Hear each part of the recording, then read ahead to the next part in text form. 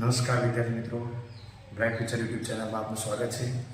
આજે આપણે પ્રકરણ 3 એનો સ્વાધ્યાય 3.2 નો દાખલો જે દાખલા નંબર 2 છે, જેની અંદર આપણે પહેલા તો આદેશથી x અને y ની કિંમત શોધવાની, પછી સમીકરણ આપવું જોઈએ જ્યાં m ની કિંમત આપણે શોધવાની. બરાબર, તમને એ કીધું કે m શોધવાનું. તો આપણે આપેલી જે કિંમત છે એ કિંમતો લખીએ. પહેલા તો 2x + 3y = 11 જે સમીકરણ 1 આપ્યું, 2x - 4y = -24 સમીકરણ 2. હવે આપણે જોઈએ કે સમીકરણ 1 નો આદેશ જોઈએ, એટલે કે આપણે x ના કરતા બનાવીએ. તો x ના કરતા બનાવીએ તો શું થશે? x = 11 m9 3y = પેલી બાજુ માઈનસ થઈ જશે અને 2 અહીંયા ગુણાકારમાં છે કે આવશે ભાગાકારમાં. હવે આપણે જોઈએ સમીકરણ 3 ની કિંમત, જે આપણને આ 3 સમીકરણ મળી એની કિંમત આપણે સમીકરણ 2 ની અંદર મૂકીએ. જ્યાં x હોય ત્યાં આ કિંમત મૂકવાની આપણે.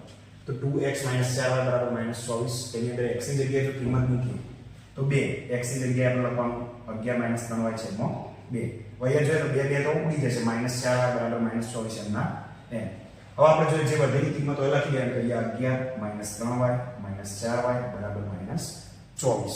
હવે આપણે જોઈએ -3y અને -4y બરાબર શું થાય? તો -7y. હવે 11 પ્લસ છે બરાબરની પેલી બાજુ જશે શું થઈ જશે? માઈનસ.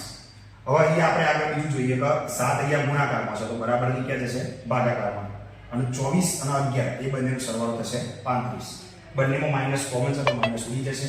અહીંયા y ની કિંમત આપણને મળશે 7 × 5 તો y બરાબર થશે 5. હવે આપણને y ની કિંમત મળી. હવે આપણે x ની કિંમત શોધીએ. તો y ની કિંમત જે રહી આપણે સમીકરણ 3 ની અંદર મૂકી, x = 11 - 3y / 2. એ સમીકરણમાં આપણે y ની જગ્યાએ 5 મૂકીશું તો 3 × 5 = 15, 15 માંથી 11 જાય તો -4/2, 2 × 4 તો આપણને જવાબ મળશે -2. x ની કિંમત મળી -2, y ની કિંમત મળી 5. હવે આપણે શોધવાનું જે સમીકરણ y = mx + 3, તો એની અંદર આપણે x અને y ની કિંમત મૂકીએ તો 5, y ની જગ્યાએ 5, m9, x ની જગ્યાએ -2 + 3. +3 બરાબરની આ બાજુ આવશે તો માઈનસ થઈ જશે, 5 માંથી 3 જાય તો 2. હવે m અને -2 છે, -2 ગુણાકારમાં છે બરાબરની આ બાજુ આવશે ક્યાં જતા રહેશે? ભાગાકારમાં. અહીંયા આપણે જોઈએ તો 2 ઉડી જાય તો વધીશું m = -1. અહીંયા આપણો સ્વાધ્યાય 3.2 નો દાખલા નંબર 2 પૂરો.